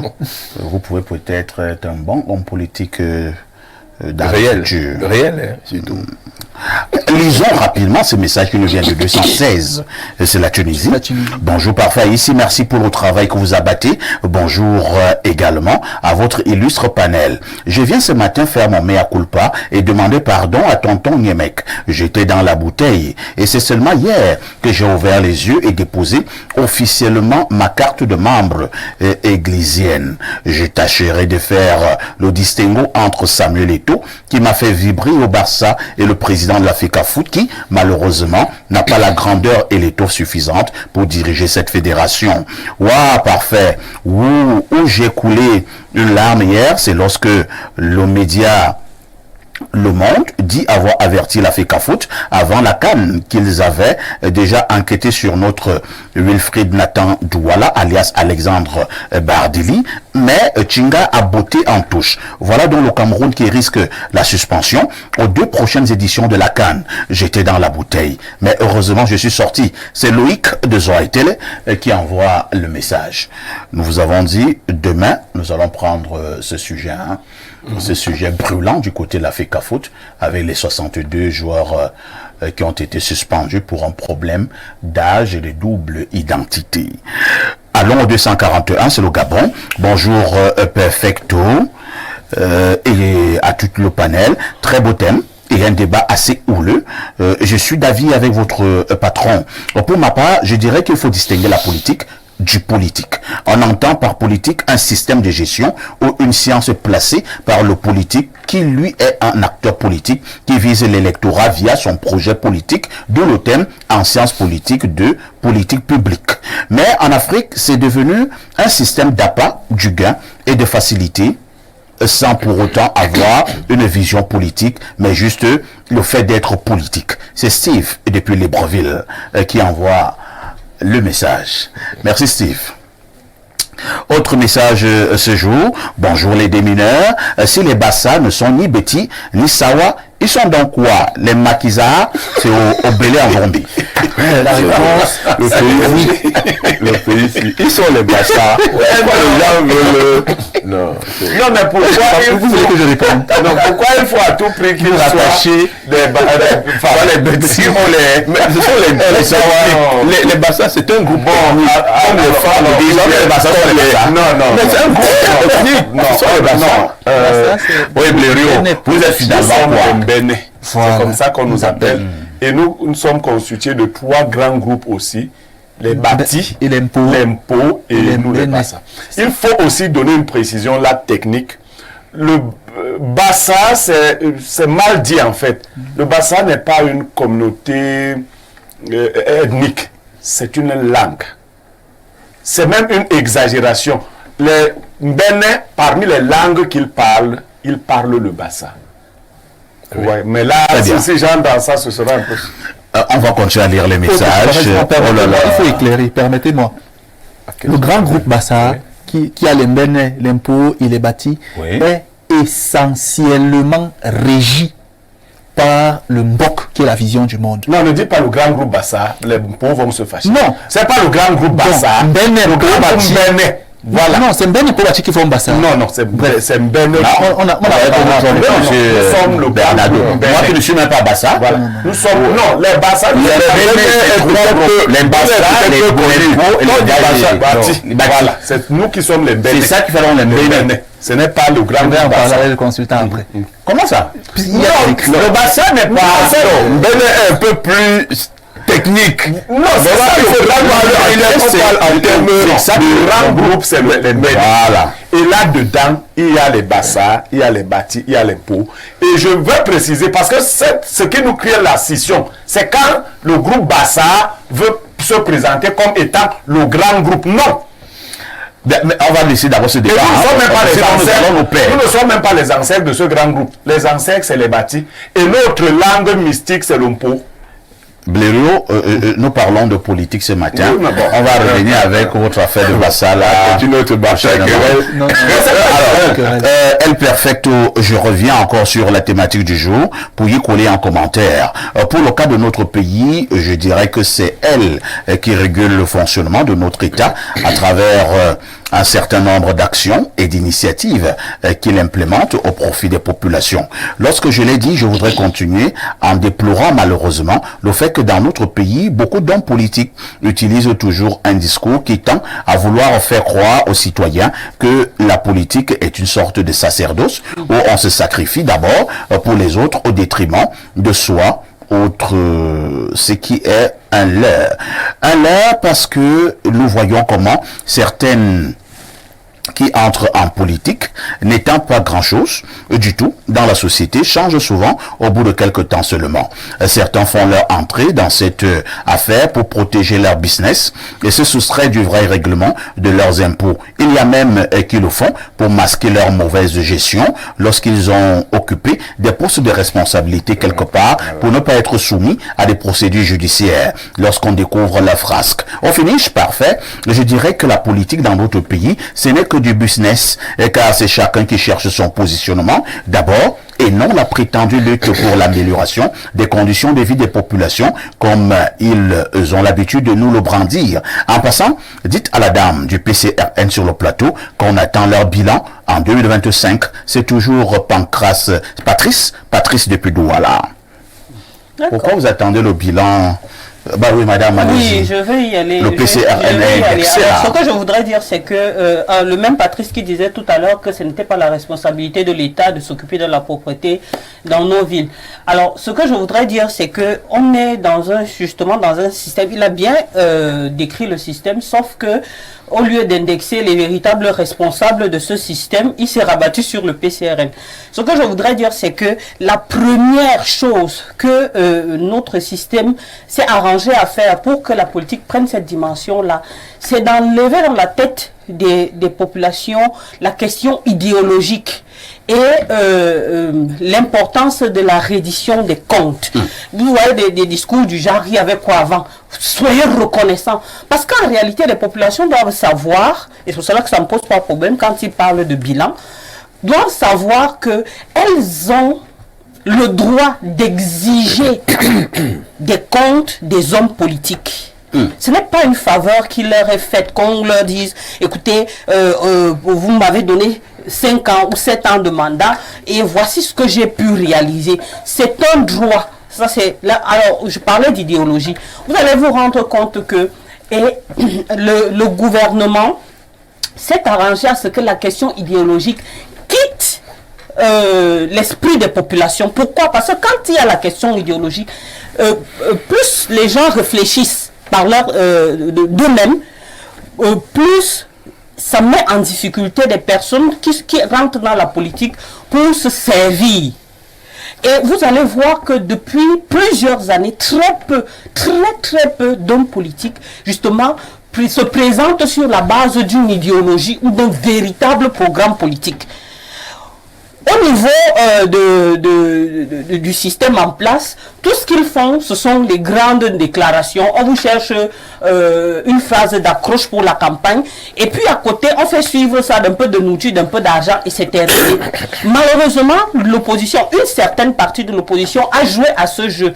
Parce que, on va le dire simplement, Biamosgo, ce n'est pas un programme politique. C'est-à-dire quand vous rentrez en politique, qu'est-ce que vous avez à proposer? D'accord, si bien part, qu'est-ce que vous apportez aux populations? Quelle est votre idéologie? Quel est votre programme politique? Quelles sont vos priorités? D'accord? Pardon? Le PCN a changé l'Union Ekele, vous rendez des comptes là-bas aux populations. D'accord, donc... À Makaka, Ezeka, à Boumiébel, les gens se... Boumiébel n'est pas sous la responsabilité du PCRF. Bon, Ezeka n'est pas le même qui a 5 ans. Oui, il faut le dire. Il y avait quelque chose avant alors. Il y avait quelque chose avant. Donc probablement c'est que sur ce qu'on ne parle pas de rien. Hein? Il y a forcément quelque chose, mais il y a eu des avancées sérieuses. Il y a des avancées sérieuses. Non, c'est un copain à M. Patrice. Non, il y a des avancées sérieuses. Et si vous êtes vraiment des Ezeka, vous savez ce que je dis est vrai.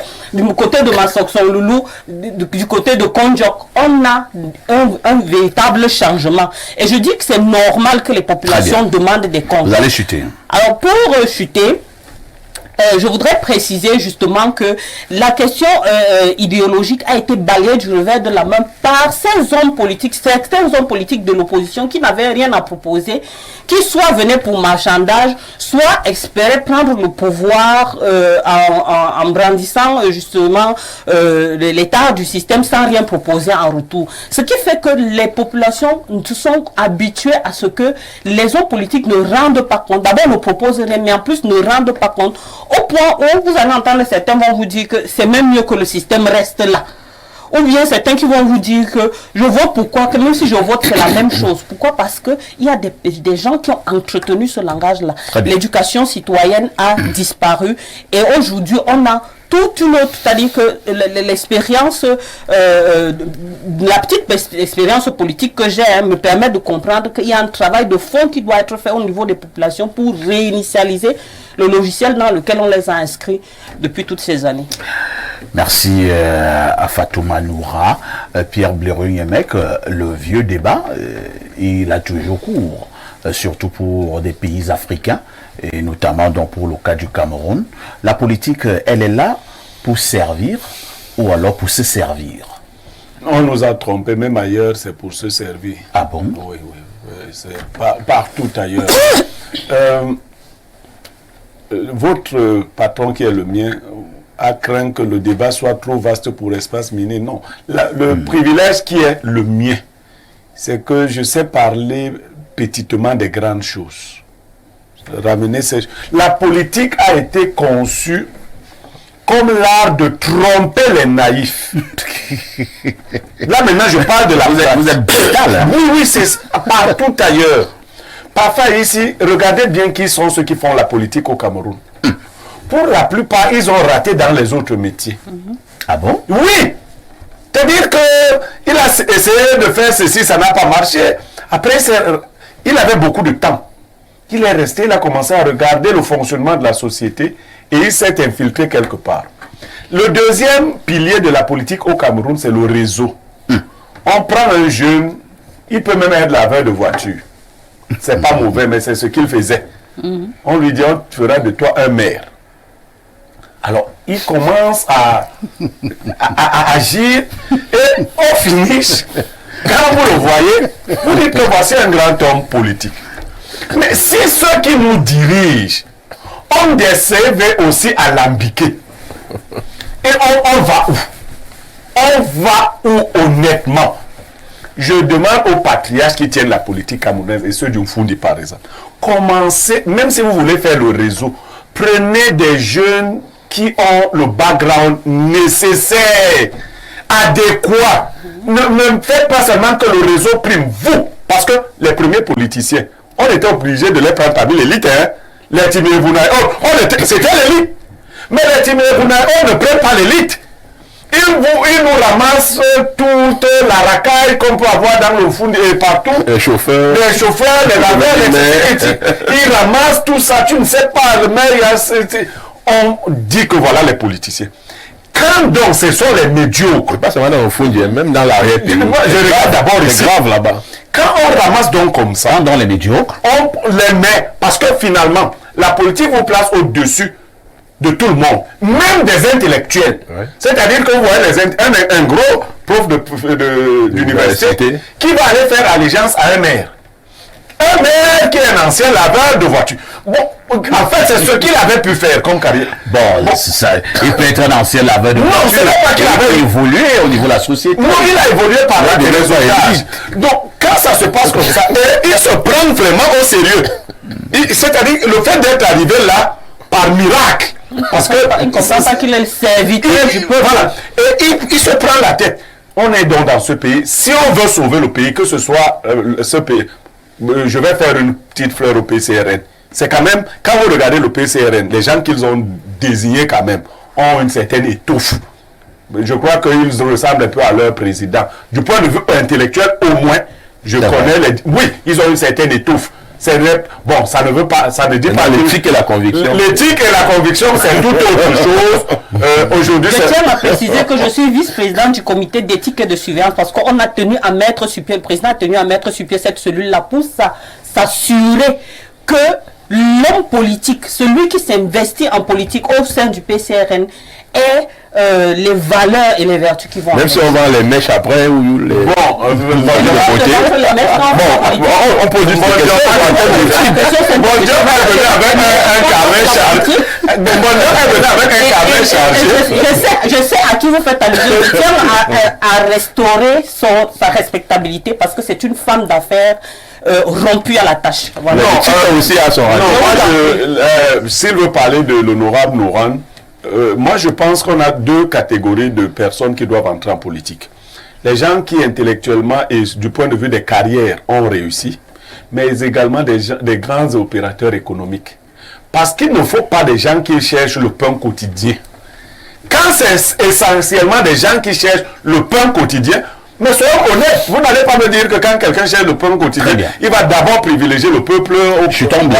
Donc, j'ai convoqué le patriarche Timévounaï pour le Mfundi.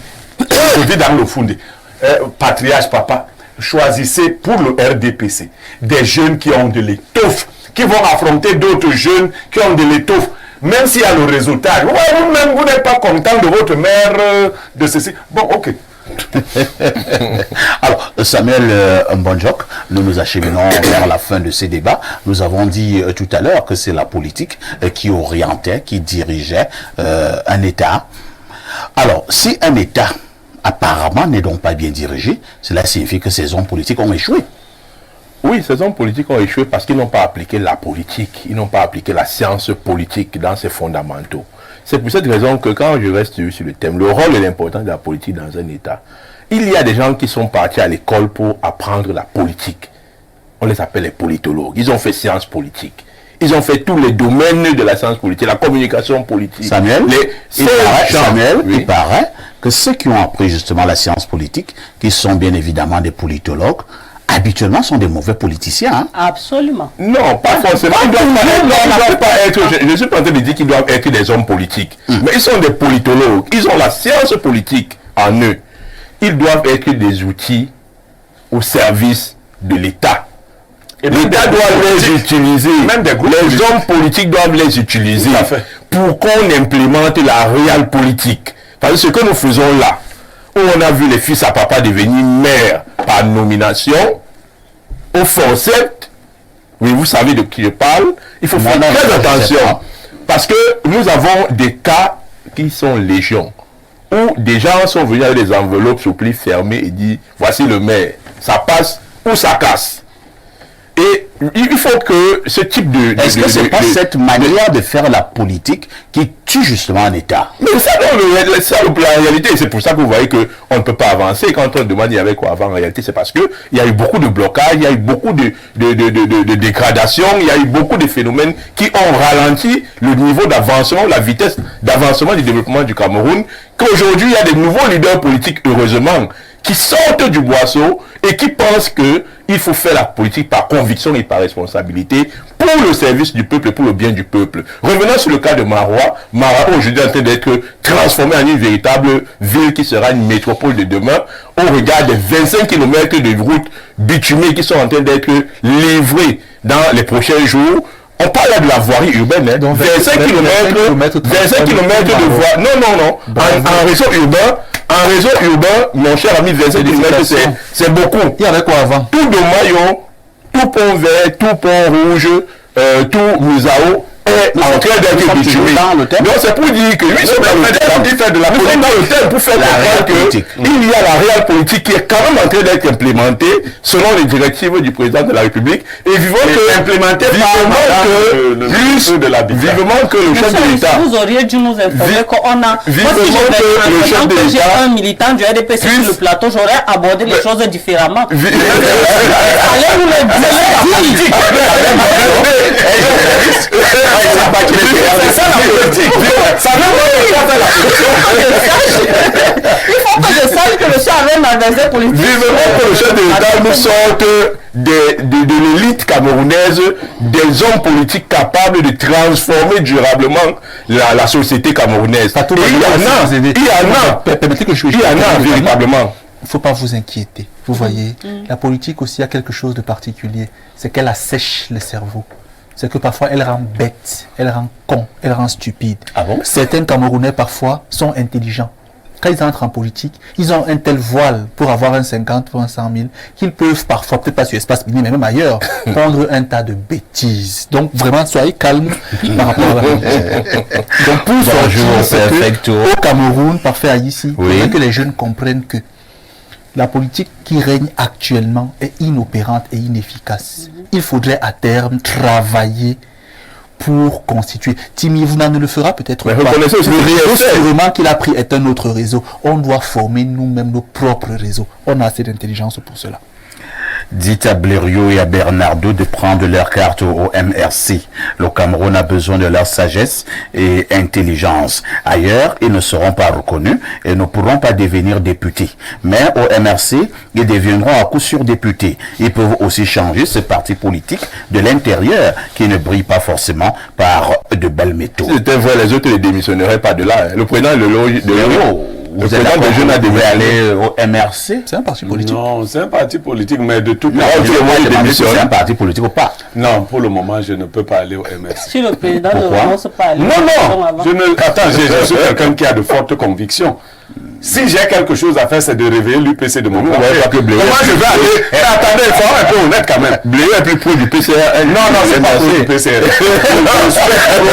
suis quand même. Non, je suis proche de l'UPC. Le débat est maintenant. Objectif. En fait, dis ce que il a dit. Que ça ne veut pas dire qu'il soutient le PCRN. Non. Dis ce que vous voyez. Ça ne fait pas de vous ni un sympathisant ni un militant. Mais merci à Samuel Bonjoc qui était là ce matin. C'est terminé, Bernardo. Merci donc à Samuel Bonjoc. Merci à la dame, la jeune dame du PCRN, Fatouma Noura. Elle est brave, qui est venue affronter ces hommes. Merci à Pierre Blériot, merci à Bernardo. Le débat est fini. Ne ratez pas le journal La Mi-Journée dans 13 exactement 7 minutes. La rediffusion de ce programme, c'est tous les soirs à partir de 22h30 avec tout ceci. Que faites-vous encore ailleurs?